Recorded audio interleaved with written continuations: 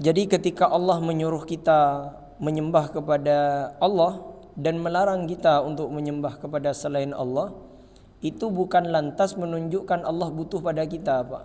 Jadi jangan sampai kita terlalu pede ya, percaya diri, jadi menganggap bahwasanya Allah butuh pada kita. Justru Allah ini sayang pada kita, karena selain Allah itu tidak punya hak dalam alam semesta ini ya. Di ayat yang lalu kita telah membahas ya, in tad'uhum la yasma'una du'aakum. Kalau kalian meminta kepada Tuhan selain Allah, bagaimana dia bisa mengabulkan kalian padahal dia tidak mendengar doa kalian? Walau sami'u mastajabu lakum. Walaupun misalnya dia mendengar, dia tidak punya hak apa-apa ya. Tidak bisa memberikan. Nabi SAW itu kekasih Allah yang punya sekian mukjizat ya. Tapi Nabi tidak bisa memberi hidayah pada seseorang. Istrinya masih ada yang kelaparan, hidup dengan beliau ya. Bahkan beliau sendiri pernah 3 hari tidak makan. Jadi ketika Nabi bersedekah itu bukan karena Nabi yang punya, tapi semua hanya milik Allah yang dititipkan kepada beliau. Jadi kita jangan pernah meminta kepada selain Allah Subhanahu wa taala. Jangan pernah minta batu, minta kepada jimat, minta kepada apapun ya. Jadi hanya minta kepada Allah. Ditegaskan oleh Allah, ya ayyuhan nas, wahai manusia, antumul fuqara, kalian itu fakir, bukan hanya miskin ya. Kalian itu fakir, tidak punya apa-apa. Di ayat yang awal kita bahas di surah Fatir, ayat yang kedua itu, kalau Allah ingin menahan, maka tidak ada yang bisa memberi. Kalau Allah ingin memberi, maka tidak ada yang bisa menahan. Jadi jangankan ingin mengatur orang, mengatur rezeki orang, mengatur rezeki kita pun kita tak mampu, Pak. Sebagaimana ada sebuah kisah, dulu Nabi Sulaiman pernah minta izin kepada Allah untuk memberi makan ikan di laut. Nabi Sulaiman berkata, ya Allah, izinkan aku untuk menanggung semua makhlukmu, karena Nabi Sulaiman kaya. Kata Allah, sudah mulai dari laut, sama Nabi Sulaiman dibawa makanannya, dibuang ke laut, dikasih ke ikan. Ada satu ikan yang datang kepada Nabi Sulaiman. Wahai Sulaiman, Nabi Allah, aku lapar. Dikasih makanannya. Aku lapar, dikasih makanannya.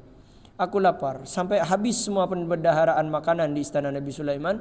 Orang ini tetap, ikan ini tetap mengatakan, saya lapar. Ikan apa ini? Jangan-jangan ikan siluman ya, kok lapar terus. Katanya, ikan itu Anda harus bertanggung jawab, karena Anda yang berani untuk menanggung rezeki saya. Selama saya hidup saya tidak pernah kelaparan, karena Allah yang mengatur rezeki saya. Karena ucapan Anda yang mau menggantikan Allah untuk mengatur rezeki saya. Nah, ini kita hati-hati Pak ya.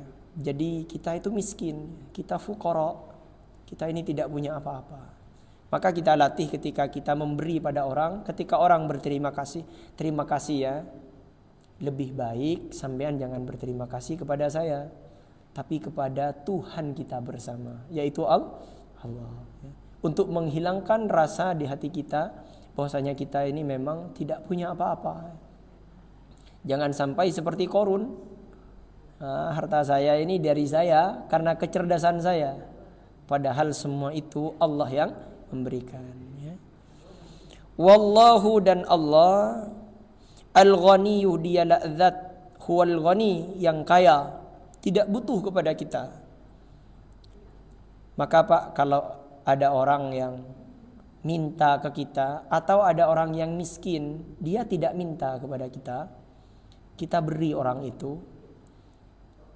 Sebenarnya Allah mengirim orang itu ke rumah kita ya, atau kita bertemu dengan orang itu bukan tanpa ada aturan Allah, semua itu diatur. Kenapa kok kita tiba-tiba bertemu dengan orang itu? Itu kan semuanya Allah yang ngatur ya. Kenapa kok orang yang miskin itu tiba-tiba datang ke rumah kita? Kenapa kok teman kita ini tiba-tiba curhat ke kita tentang hutang mereka, hutang dia? Itu untuk menunjukkan bahwasanya Allah ingin kita beramal dengan harta kita. Apakah tidak bisa Allah mengayakan dia? Apakah Allah tidak bisa agar dia datang ke rumahnya orang lain bukan ke rumah kita datang? Bisa. Cuman Allah sayang kepada kita agar ada harta kita yang kita simpan nanti di akhirat. Dulu ada sebuah kisah waktu saya ngaji itu, meskipun saya tidak temukan hadisnya, tapi untuk memotivasi kita agar kita beramal soleh. Dulu ada seorang ulama yang bermimpi. Dia bermimpi orang yang soleh, perempuan. Amal perempuan ini suka kalau dia punya baju, kalau punya baju lagi, baju yang awal itu dikasih ke orang. Jadi kalau punya, dia tidak banyak bajunya. Kalau punya baju dikasih ke orang. Ada lagi beli baju yang baru dikasih ke orang. Dia datang kepada ulama itu, kepada ulama orang soleh ini, dalam mimpinya. Dia bercerita, wahai syekh, wahai tuan fulan, saya menyesal ketika saya mau meninggal, Allah tampakkan amal ibadah saya ketika saya memberi baju bekas saya itu. Ternyata ditampakkan itu, pahala baju bekas yang aku kasih itu sangat besar. Nah, malaikat bilang, seandainya baju yang baru yang kamu kasih, maka kamu akan mendapatkan yang lebih baik daripada yang kamu dapatkan. Katanya orang ini, pucuk saking nggak tahu pucuk mati, tak ada kan daripada tak yang kuigi ya maksud tu pak ya. Anda boleh pergi kapi pak, mau pergi kapi pak bengkang pak. Cek saking temu cek mati ya kan maki saya bagusan. Nah, gula ni ke alat tengok ni ke kita habis lagi pak. Yang gimana tan maksudnya pun gula ke belengan ni, kamu laba dia bisa nak atong ni. Jadi andi ke lampi anyar, telasan melek ke lampi anyar. Duh, hari mau ni bagi katakan tangan nak ben ka anak noreng mak coran. Keng mi pahatok. Nanti bi bang ucap. Pak, anan beun ring kok apa ruah? Singa mi keng ben. Mi keng ruah anan beun gieu. Ya kok pas telasan, pas anan minta baju baru, pas beri baju bekas. Si anan tetanggana pas beri kelambi anyar. Pola na tak andi pa apaan mate, andi embu janda. Ai, mau apa dia maksud dari janda ai. Ni kemun kira timbul fitnah tapi enten mun sepon ngaci kan insyaallah tak timbul fitnah. Jadi ketika kita itu bertemu dengan orang yang membutuhkan, maka saya Pak sekarang ini semangat untuk penggalangan dana menyebarkan dakwah Al-Quran ke beberapa pelosok negeri. Kemarin saya di Pasongsongan itu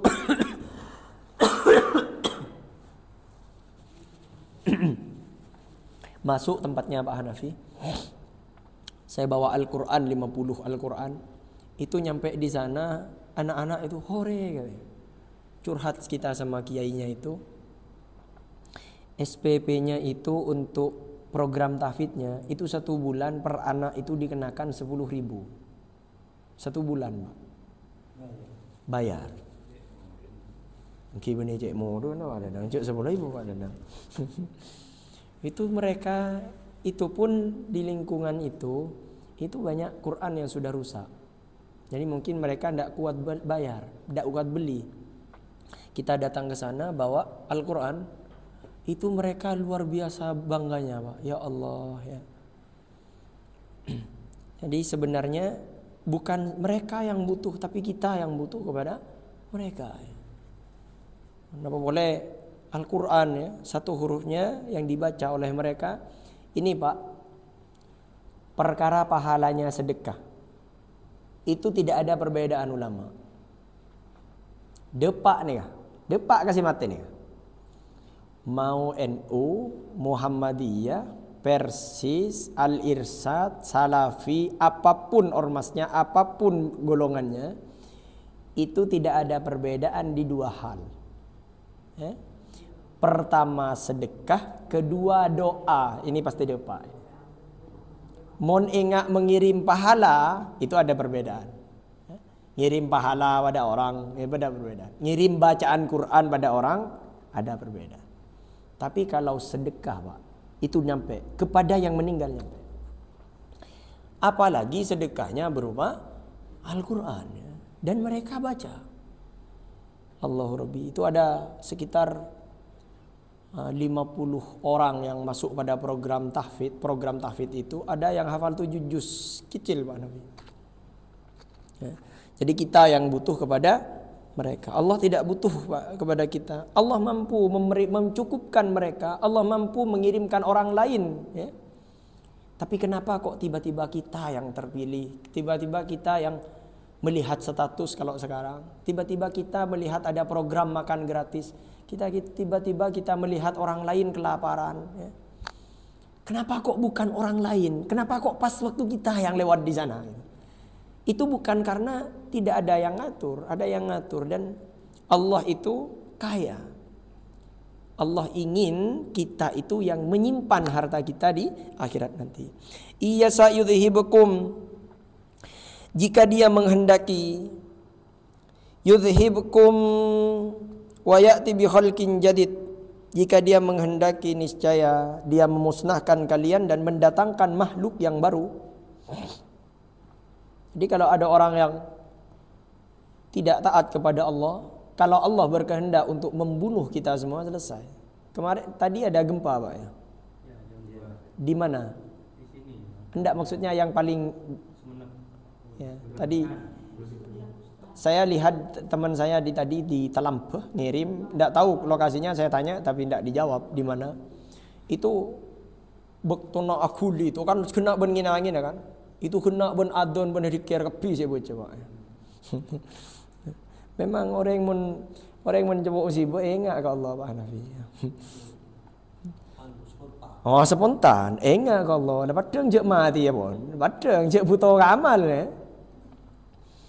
Jadi Allah bisa menghancurkan semuanya dan Allah mampu untuk mengganti makhluk yang baru. Wa ma dzalika 'ala Allahi bi aziz, dan yang demikian itu sekali-kali tidak sulit bagi Allah, ya. Karena Allah Al-Aziz yang Maha Perkasa. Wala taziru waziratun. Nah, ini Pak penting ini di ayat yang ke-18 ini. Wala taziru waziratun, wala taziru, dan tidaklah menanggung setiap diri waziratun yang telah berbuat dosa, yakni ia tidak akan menanggung wizra dosa, wizra ukhra dosa orang lain. Jadi tidak ada seorang diri yang bisa menanggung dosa orang lain. Wa in tad'u, dan jika memanggil seseorang yang musqalatun, yang diberati oleh dosanya, ilahim liha, untuk memikul dosa itu, yaitu memanggil orang lain untuk memikul dari sebagian dosa yang dilakukannya, la yuhmal minhu syai'un, tiadalah akan dipukul untuknya sedikit pun. Yakni orang yang, misalnya ada orang yang berdosa, kemudian dia memanggil seseorang, tolong bantu saya, ya, pikul dosa saya juga, maka tidak bisa. Walau kana dza qurba, meskipun yang dipanggil itu kaum kerabatnya sendiri. Jadi tidak ada yang namanya dosa ditanggung orang lain. Tina ban azina lah, tu sana tanggung kok je. Ya, ono nyaman. Paten orang itu, tu sana tanggung sengkok ni. Ono nyaman. Tina tak usah apa, siapa jangan kok tu sana jadi. Yo, ono nyaman eh.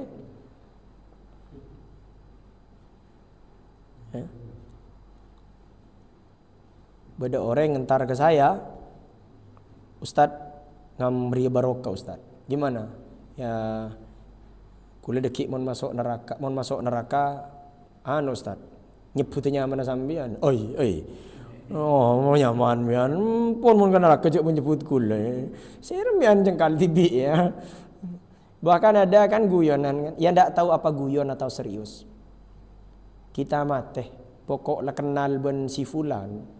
Itu pasti masuk surga. Oh, macam nyaman ini, Pak, ya. Cek reng nang Quran jelas, faman ya'mal mithqala dzarratin. Sekecil apapun dihitung. Jadi jangan, saya ini tidak setuju. Ya tidak tahu saya apakah itu dusta atau guyon atau apa. Tapi kalau serius itu jelas bertentangan dengan Al-Quran. Kalau kamu ini datang ke si fulan, ustadz fulan, tokoh fulan, kalau kamu nanti diakui, maka kamu nanti aman. Langsung dipanggil, abu, makciknya mana jangan saya itu kan. Di hadapan Allah itu tidak seperti itu, Pak. Kalau orang yang saling mencintai karena Allah kemudian saling mengajak, betul, Pak. Tapi tetap dosa itu akan dihitung kalau dia tidak bertaubat ya. Tapi kalau bertaubat ya beda lagi. Bertaubat, sama-sama bertaubat, bermunajat kepada Allah. Kemudian nanti ada salah satu di antara kita ada yang tidak masuk surga, kita mohon kepada Allah, ya Allah. Tapi pas man menyaman, tak bojong, tak sedekah, tak sholat, tak apa sah. Kun bahkan dalakin orang yang sesoleh misalnya. Nah boleh bahkan lagi gula sampean. Gula pada belum tentu masuk surga, Pak. Cek ngaji ke gula torot nih. Innama tunzirul ladzina yakhshawna rabbahum, sesungguhnya yang dapat kamu beri peringatan. Alladzina, yaitu orang-orang, hanya orang-orang yakhshawna rabbahum bil ghaibi, orang-orang yang takut kepada azab Tuhannya sekalipun mereka tidak melihatnya. Jadi perkara orang yang melakukan dosa itu meskipun kita mengajaknya, kalau dia tidak beriman kepada Allah, tidak beriman kepada yang gaib, adanya siksa neraka, kadang seperti ini. Karena neraka paki, jadi justru paki, Pak. Jangan maksiat, jangan lakukan itu. Apa cuki paki? Paki. Sekalipun tidak melihatnya, dia tetap takut kepada Allah Subhanahu wa taala. Jadi peringatan itu hanya akan ngefek kepada orang yang takut kepada yang gaib, sekalipun dia tidak melihatnya. Wa aqamus sholata, dan mereka mendirikan salat. Wa man tazakka, dan barang siapa yang menyucikan diri, yakni dari kemusyrikan dan dari dosa, dia dengan cara bertaubat ya, minta ampun kepada Allah. Fa innama yatazakka li nafsi, sesungguhnya ia menyucikan diri untuk kebaikan dirinya. Jadi kalau ada orang yang bertaubat, dia bukan untuk Allah tapi untuk dirinya. Kelak di akhirat Allah akan membalas amal perbuatan dia. Wa ma yastawil a'ma wal basir, dan tidaklah sama orang buta dengan orang yang melihat. Yang dimaksud ini orang yang buta ya orang yang kafir ya. Orang yang melihat adalah orang yang beriman. Jadi kata Allah tidak sama antara orang beriman dengan orang yang kafir. Orang yang buta dengan orang yang melihat tidak sama. Waladzulumat walan nur, dan tidak pula sama yang gelap dengan yang cahaya. Gelap artinya kekufuran, cahaya itu artinya keimanan. Waladzillu, dan tidak pula sama yang teduh, walal harum, dan tidak pula sama dengan yang panas. Artinya nanti orang yang masuk surga dengan masuk neraka itu tidak sama. Wa ma yastawil ahya'u, dan tidak pula sama orang-orang yang hidup. Walal amwatu, dan orang-orang yang mati. Yang dimaksud adalah orang-orang beriman dengan orang-orang yang kafir. Innallaha yusmi'u may yasha, sesungguhnya Allah memberikan pendengaran kepada siapa yang dikehendakinya. Yang dimaksud mendengar di sini adalah mendengar hidayah. Ketika orang diberi peringatan ya, tiba-tiba connect, Pak. Anggap aftar. Nelponan benereng bini mon beni mahrumah. Mon keng oleh hidayah dari Allah, ambu bah tak nelpon. Mon tak oleh hidayah, cek reng, apa benda cek reng. Nah, mulai cek reng, keruan lanjut reng. Yang bi Allah tak beri berarti. Tapi entah daftar tak gini ke kita.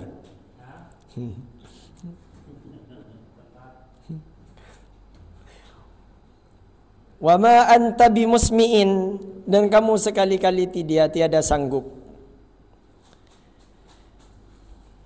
menjadikan orang Wa ma anta bimusmi'in man fil kubur. Dan kamu sekali-kali tiada sanggup menjadikan orang-orang yang di alam kubur dapat mendengar. Yani orang-orang kafir maksudnya, mereka diserupakan dengan orang-orang yang telah mati. Maksudnya kamu tidak akan sanggup menjadikan mereka mendengar, kemudian mereka mau menerima seruanmu.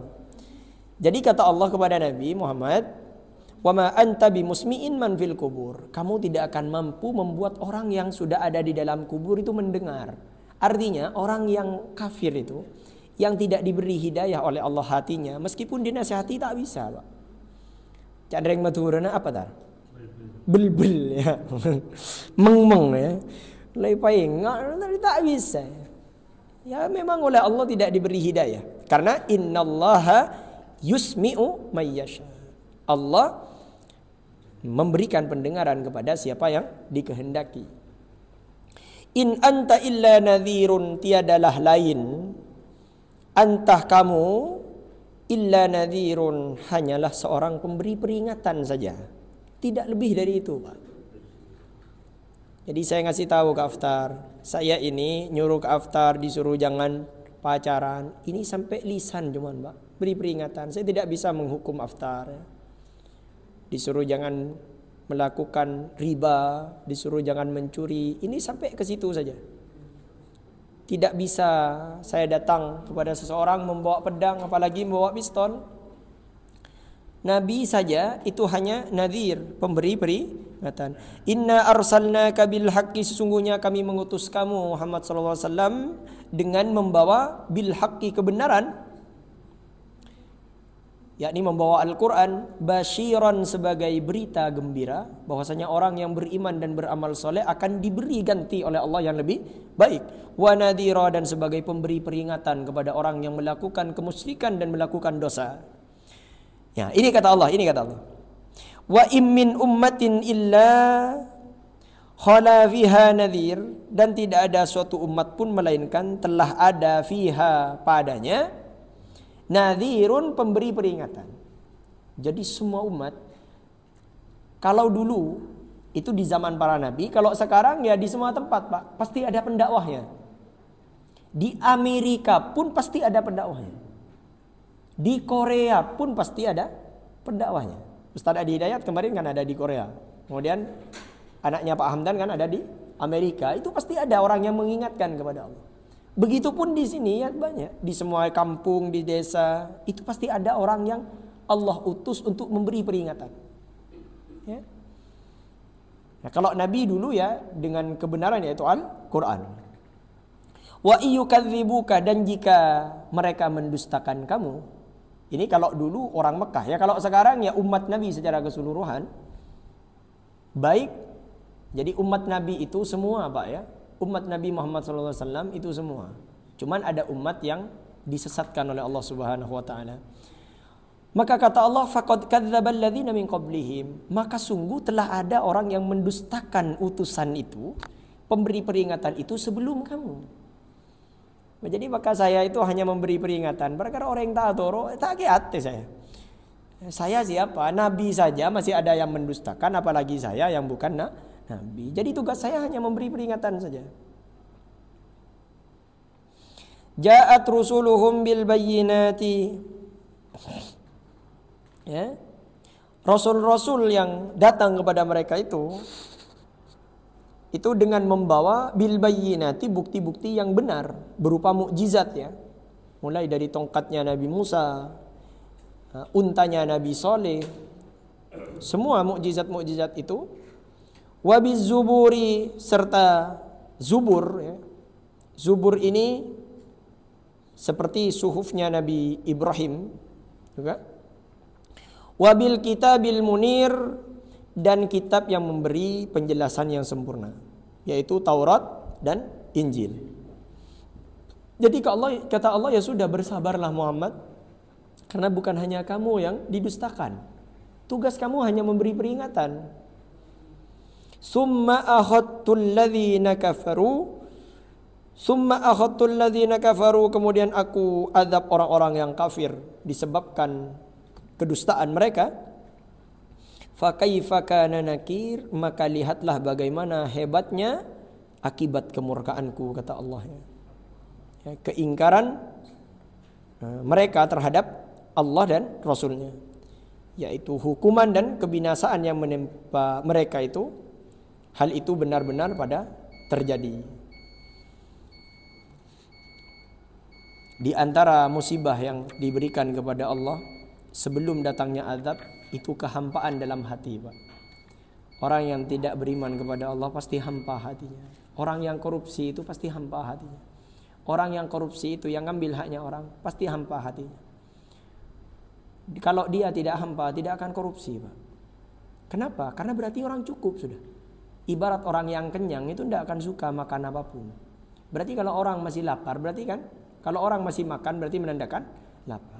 Orang yang bermaksiat kepada Allah, yang korupsi itu, yang ngambil haknya orang, menurut kita saja mungkin mereka bahagia, tapi tidak akan bahagia. Karena yang memberi kebahagiaan hanya Allah Subhanahu wa taala. Nasrun minallah wa fathun qarib wa basyiril mu'minin. Wassalamualaikum warahmatullahi wabarakatuh.